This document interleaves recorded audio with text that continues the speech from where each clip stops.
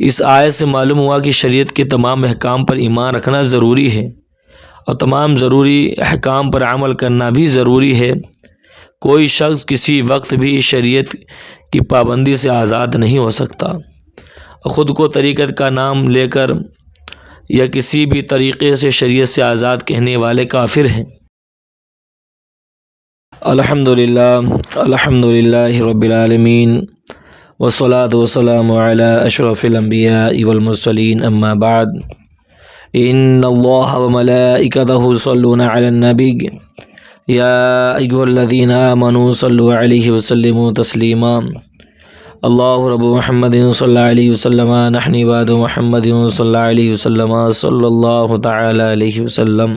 تو آج کا درس سورۃ البقرہ آیت نمبر 84 سے میں آپ سب کی خدمت میں پیش کروں گا۔ اور سماعت کرنے سے پہلے اچھی اچھی نیتیں کر لیں۔ حضور کی حدیث پاک ہے، نیت المؤمن خیر من عملہ، یعنی مسلمان کی نیت اس کے عمل سے بہتر ہے۔ میں بھی اچھی نیت کرتا ہوں، ابھی اچھی نیت کر لیجئے۔ اور آپ سبھی کا ہمارے YouTube channel Barkati online academy سے جڑنے کے لیے آپ سبھی کا بہت بہت شکریہ۔ میں تہہ دل سے آپ سبھی کا استقبال کرتا ہوں۔ تو چلیں سماعت کریں۔ بسم اللہ الرحمن الرحیم۔ وَإِذْ أَخَذْنَا مِيثَاقَكُمْ لَا تَسْفِكُونَ دِمَاءَكُمْ وَلَا تُخْرِجُونَ أَنفُسَكُمْ مِنْ دِيَارِكُمْ ثُمَّ أَقْرَرْتُمْ وَأَنْتُمْ تَشْهَدُونَ۔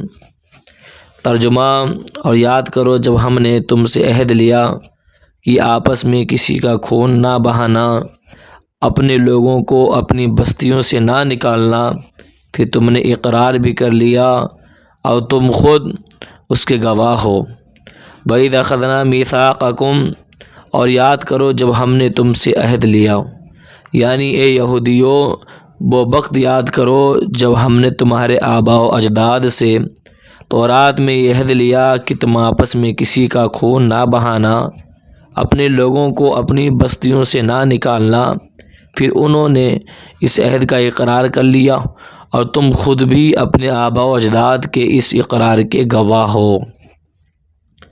ثم أنتم هؤلاء تقتلون أنفسكم وتخرجون فريقا منكم من ديارهم تظاهرون عليهم بالإثم والعدوان وإن يأتوكم أسارى تفادوهم وهو محرم عليكم إخراجهم أفتؤمنون ببعض الكتاب وتكفرون ببعض فما جزاء من يفعل ذلك منكم إلا خزي في الحياة الدنيا ويوم القيامة يردون إلى أشد العذاب وما الله بغافل عما تعملون أولئك الذين اشتروا الحياة الدنيا بالآخرة فلا يخفف عنهم العذاب ولا هم ينصرون۔ ترجمہ: پھر یہ تم ہی ہو جو اپنے لوگوں کو قتل بھی کرنے لگے اور اپنے میں سے ایک گروہ کو ان کے وطن سے بھی نکالنے لگے۔ تم ان کے خلاف گناہ اور زیادتی کے کاموں میں مدد بھی کرتے ہو۔ اگر وہی قیدی ہو کر تمہارے پاس آئیں تو تم معاوضہ دے کر انہیں چھڑا لیتے ہو، حالانکہ تمہارے اوپر تو ان کا نکالنا ہی حرام ہے۔ تو کیا تم اللہ کے بعض احکامات کو مانتے ہو، بعض سے انکار کرتے ہو؟ تو جو تم میں ایسا کرے تو اس کا بدلہ دنیاوی زندگی میں ذلت و رسوائی کے سوا اور کیا ہے، اور قیامت کے دن انہیں شدید ترین عذاب کی طرف لوٹایا جائے گا، اور اللہ تمہارے اعمال سے بے خبر نہیں۔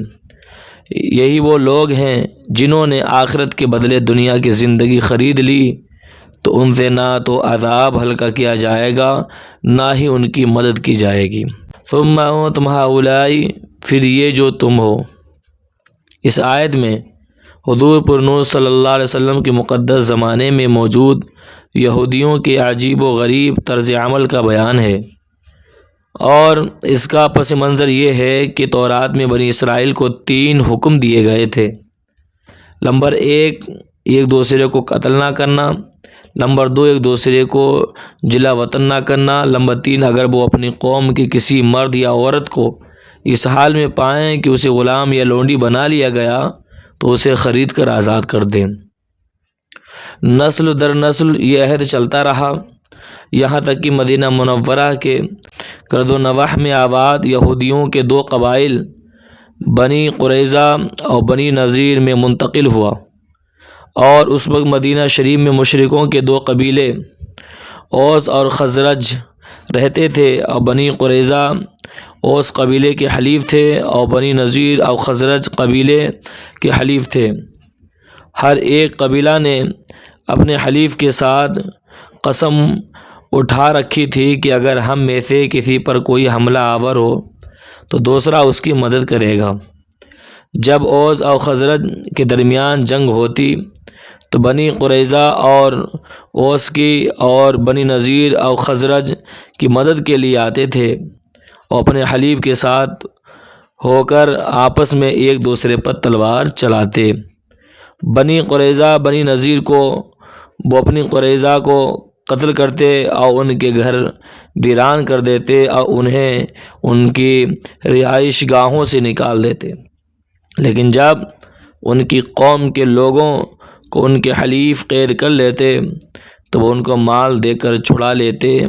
مثلاً اگر بنی نذیر کا کوئی شخص اوس قبیلے کے ہاتھ میں گرفتار ہوتا تو بنی قریظہ اور اوس قبیلے کو مالی معاوضہ دے کر اس کو چھڑا لیتے، حالانکہ اگر وہی شخص لڑائی کے وقت ان کے ہاتھ آ جاتا تو اسے قتل کرنے میں ہرگز دریغ نہ کرتے، ہرگز نہیں سوچتے۔ لوگوں نے ان سے کہا کہ تم بھی عجیب لوگ ہو، ایک دوسرے کو قتل بھی کرتے ہو اور فدیہ دے کر چھڑا بھی لیتے ہو۔ تو یہودیوں نے کہا ہمیں تورات میں یہ حکم دیا گیا ہے کہ ہم اپنے قیدیوں کو فدیہ دے کر چھڑا لیں، تو اس پر ان سے کہا گیا پھر تم ایک دوسرے کو قتل کیوں کرتے ہو، حالانکہ تورات میں تمہیں تو وہ چیز سے بھی منع کیا گیا۔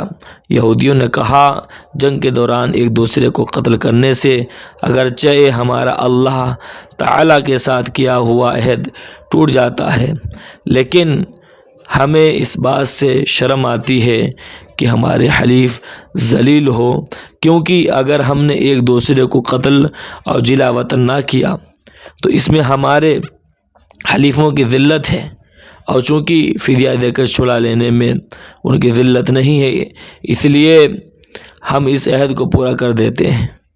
یہودیوں کی اس حرکت پر انہیں اس آیت میں ملامت کی جا رہی ہے کہ جب تم نے اپنوں کی خون ریزی نہ کرنے اور ان کو بستیوں سے نہ نکالنے اور ان کے اسیروں کو چھڑانے کا عہد کیا تھا تو کیا دو رنگی ہے، تم ایک دوسرے کو قتل جلا وطن کرنے میں تو ہرگز سوچتے نہیں ہو، اور جب کوئی گرفتار ہو جائے تو اسے فدیہ دے کر چھڑا لیتے ہو۔ جن باتوں کا تم نے عہد کیا تھا ان میں سے کچھ باتوں کو ماننا اور کچھ نہ ماننا کیا یہ معنی رکھتی ہے کہ جب تم ایک دوسرے کو قتل اور جلا وطن کرنے سے باز نہ رہے تو تم نے عہد شکنی کی اور حرام کے مرتکب ہوئے؟ افتؤمنون ببعض الکتاب، کیا کتاب کے کچھ حصے پر ایمان رکھتے ہو؟ بنی اسرائیل کا عملی ایمان ناقص تھا، کچھ حصے پر عمل کرتے تھے کچھ پر نہیں۔ اس پر فرمایا گیا کیا تم کتاب کے کچھ حصے پر ایمان رکھتے ہو، کچھ سے انکار کرتے ہو؟ اس آیت سے معلوم ہوا کہ شریعت کے تمام احکام پر ایمان رکھنا ضروری ہے اور تمام ضروری احکام پر عمل کرنا بھی ضروری ہے۔ کوئی شخص کسی وقت بھی شریعت کی پابندی سے آزاد نہیں ہو سکتا۔ خود کو طریقت کا نام لے کر یا کسی بھی طریقے سے شریعت سے آزاد کہنے والے کافر ہیں۔ اس کی تفصیل جاننے کے لیے آپ فتاوی رضویہ کی 21ویں جلد میں موجود اعلیٰ حضرت رحمۃ اللہ تعالی علیہ کی کتاب مقال العرفہ باعزاز شرع و علماء کا مطالعہ فرمائیے۔ یاد رہے کہ عظمت توحید کو ماننا لیکن عظمت رسالت سے انکار کرنا بھی اسی زمرے میں آتا ہے۔ کیا تم کتاب کے کچھ حصے کو مانتے ہو، کچھ حصے کا انکار کرتے ہو؟ خزعٌ فی الحیات الدنیا، دنیا کی زندگی میں رسوائی۔